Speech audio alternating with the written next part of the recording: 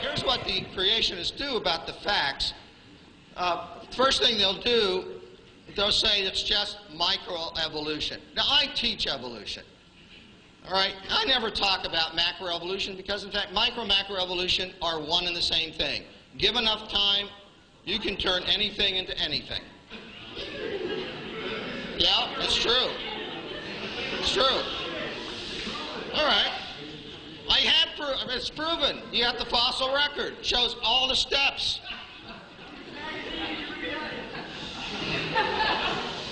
All right, so typically what the creationists do, they'll deny the existence of tens of thousands of transitional fossils. Go to a museum, look at the fossils yourself. They're there. First of all, fossils don't prove evolution. Okay? The fossil record is consistent with a story, a historical pattern. It's proven. You got the fossil record. It shows all the steps. Fossils don't prove evolution. And that's exactly what paleontologists work at. The fact that it's losing its legs and turning into a whale is not really, that's still an example for evolution. Yeah. Okay, go ahead. You can't go backwards. You can't go backwards? You can't go backwards, because there's no backwards. There's go backwards for evolution. Right. Okay. There's no forward. There's no forward, there's no backward. Just everything stays the same. It's change. You're a creationist, man. Everything stays the same. But now, if you find many fossils in the dirt, the fact that you find millions of fossils in the dirt, That's proof of a flood. Now that's millions. That's millions.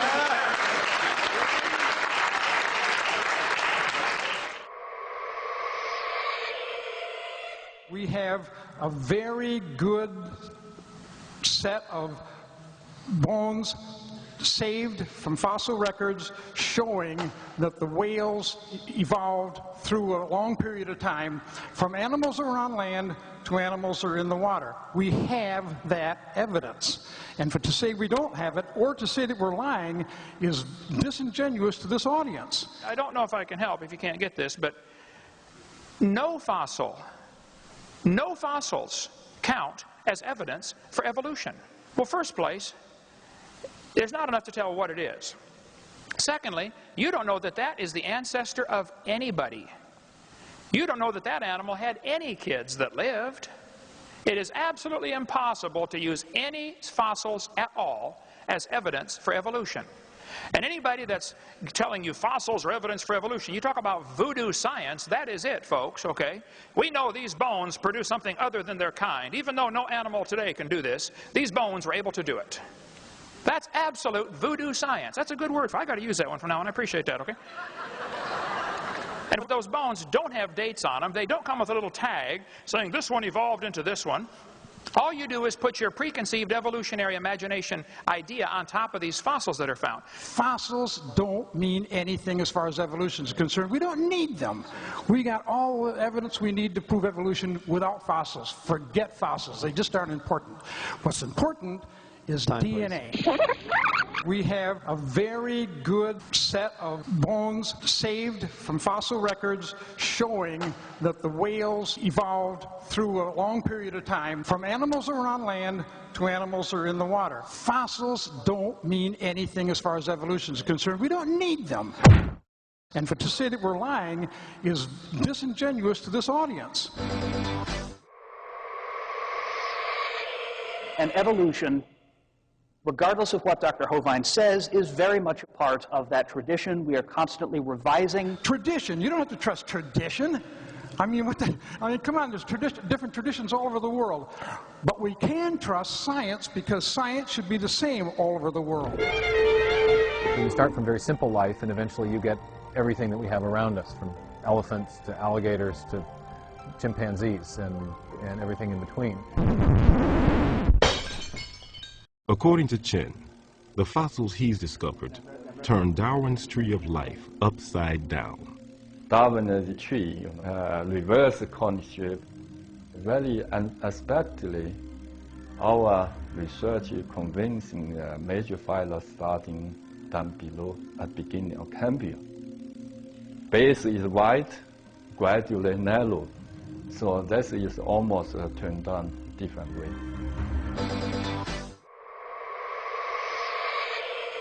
Hi, Dr. Hogan. Hi, I forgot your name now. What is it? My name is Michelle Markstein, and I'm a postdoctoral fellow here in the Integrative Biology Department. I have a PhD in genetics. Here's an interesting fact. If you take and look at what's inside that banana and those dogs, they're awfully similar. Now, do you believe dogs are related to bananas? Ultimately, yes. Ultimately, yes. Okay. You're saying, as a postdoctoral fellow. There you go. But you don't need to say doctor in front of my name. Okay. I'm pretty secure about it. If God decided to use the mechanism of evolution to create human beings, you look nervous. to say that was a bad thing to do. Calm down. It's okay. You know You why look I'm nervous. nervous? Because I don't have the rhetorical skills that you do. No. I am winning this argument because I'm right. No,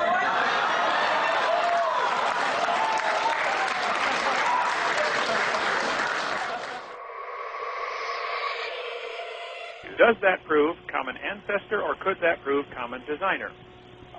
That's where you're wrong. I think it does not prove conclusively. It supports the view of common ancestry. Why doesn't it support the view of common designer?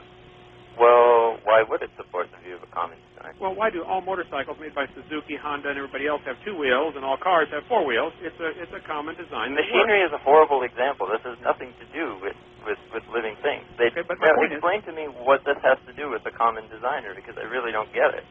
I'm sure you don't get it, but I'm going to try to help you. The similarity between a Honda Prelude and a Honda Accord are pretty striking. Yes, they're from the same maker, Honda. You got the point. You got the point. I do get the point. I believe in Christ. I believe he created certain things, but do you believe it's possible that evolution. Wait. Do you believe it's possible that humans and apes have similarities because they simply have a common designer? Is that a possibility? That they're not even related, they're just the same guy designed them all? That can be a possibility, yes. What evolution do we have? What can we see? What examples do we have of evolution, regardless of the conditions, fast or slow? Please name your best one. Well, we talk to the fossil record, and we talk to the obvious existence of extinct and ancient life forms that have all the appearance, unless you believe a very complicated conspiracy theory, they have all the appearance of being millions of years old, right? So the fossil record, the more we fill it in, the more complete it becomes and the more powerful it becomes as evidence for evolution. Fossils don't prove evolution. Fossils don't mean anything as far as evolution is concerned. We don't need them. If people have lower back pain, that would not be proof of an ape-like ancestor, and that would be the opposite of evolution. No, it would not be the opposite of Yes, it is. I would love to explain why it's not. Okay, where's an example of where we're gaining something new? We're gaining the ability to walk on 2 legs and thus have 2 appendages free to both things. Who taught you that? And why did you believe it? I didn't teach you that. No. Come here more often. I gotta come here more often. That's just what I need. Okay. I'll come here as often as you can find somebody to debate me, brother. You can call me. I'll come. You all know that evolution argues that we share a common ancestor with the great apes, the chimpanzee, the gorilla, and the orangutan. Well, if that's true, there should be genetic similarities, and in fact there are. So we have 46, they all have 48. That's very interesting. I would say I believe in a designer, but you know what? I don't believe in a deceptive one. I don't believe in one who would do this to try to fool us. And therefore, I think this is authentic, and it tells us something about our ancestry. Number of chromosomes is an interesting study. It is indeed true that chimps have 48, humans have 46. Tobacco also has 48.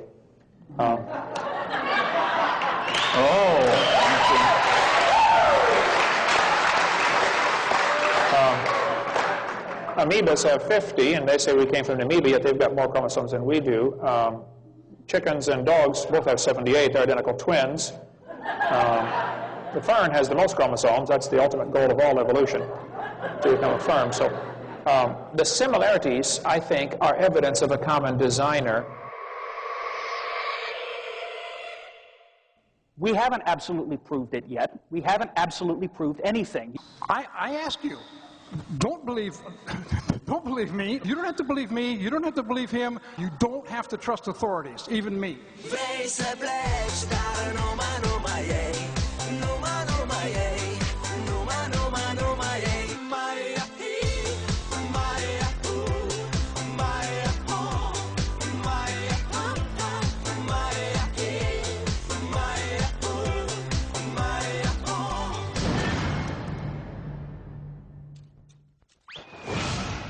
would encourage you students to open your mind just a little bit and think about possibly, it could be, just like when people were taught the earth was flat and later they found out, oops, that's wrong.